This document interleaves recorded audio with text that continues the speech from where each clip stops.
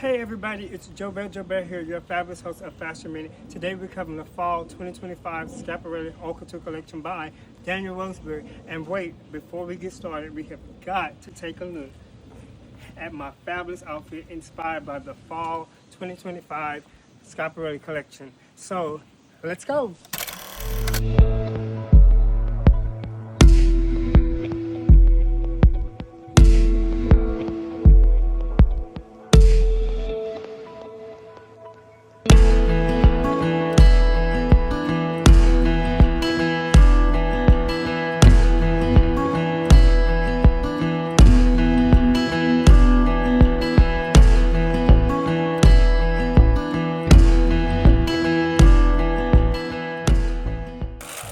Alright everybody, you've seen my look.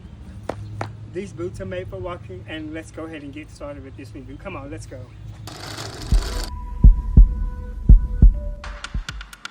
When Americans hear the term Back to the Future, we intrinsically think of the 1980s blockbuster film Back to the Future starring Michael J. Fox.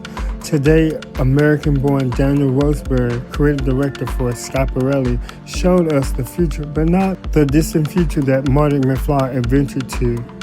More of the future today, like a minute from now, but with influences of pop culture that meets high culture that synthesizes history, a sort of archival admiration.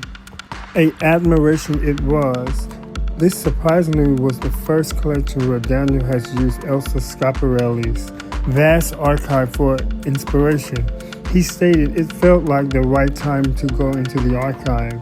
At first glance into this was a virtual invitation of a bejeweled heart that actually beat like a human heart, which referenced the beating bejeweled heart of Salvador Dali from 1953, Dali being a close friend and collaborator of Elsa, truly invigorating the Scout faithful's blood flow. How Schiaparelli was built around surrealism, with Daniel being immersed in the archives filled with glamorous satirized black and white photographs from 1929.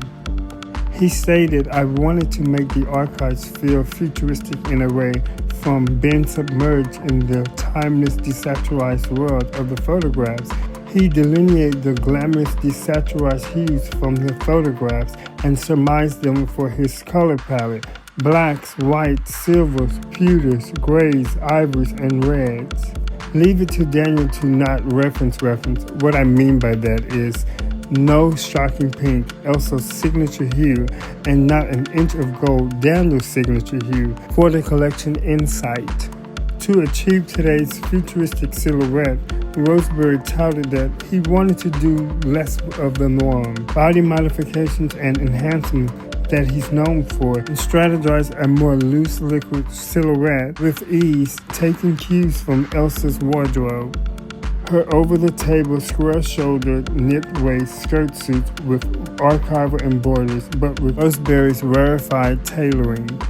Elsa's signature ran throughout the collection, the beautifully embroidered leopard coat with matching capris, the odes to Spanish matadors, the finely reiterated embroidered bolero jackets with matching high-waisted trousers in black and gray, the Daliism, trick of the eye, literally and figuratively, a strapless bodycon dress mid-calf in length with a floor-length tulle train fully embroidered with the shape of Salvador Dali's Eye of Time watch from 1959, and Man Ray, another close collaborator, Venus Restored from 1936, a classical female torso, no head or limbs, bound and tied in a corset format, inscribed a stunning black and white gown with a white molded bodice of a female bust and abdomen engulfed in an all-slick velvet harness that forms the dress, which forms pronounced atop the black organza full skirt.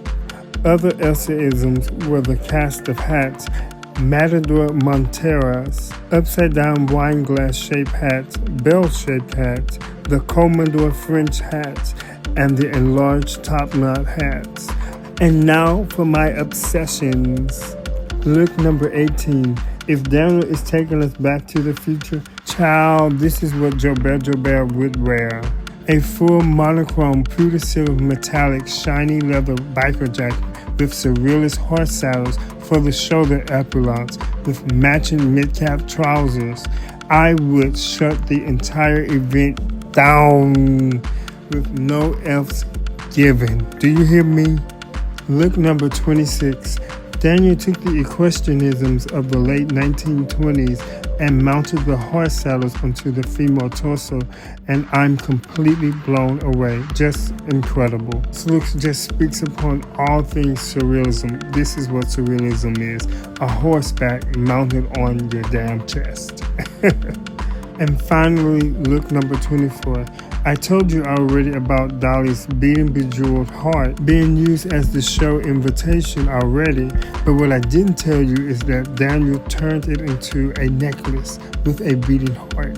And he reinterpreted Man Ray's Venus Restored by flipping the female torso backwards so that the breast and abdomen are aback with a draped satin skirt that floated off the bodice. It was statuesque surrealism, all in red, something only the divine could inspire one to create. In all, although Daniel said he felt like he had to build up legitimacy to use the archives, today he struck a chord that, in a way, correlated Elsa's lived experience before the war. And today, where we are at a similar nexus point where nonchalance is in the air, but a contrasting reoccurring thought that history is repeating itself. It was a sort of swan song, as Daniel said, a farewell to the old and the evolution for a new major amend. Alright everybody, that's all there is. There isn't any more. Make sure you guys like, comment, share, and subscribe to all of my socials. They're going to be listed down below. I'm on Instagram, YouTube, and TikTok. And guess what, guys? That's all there is. I'll see you next time. Bye-bye.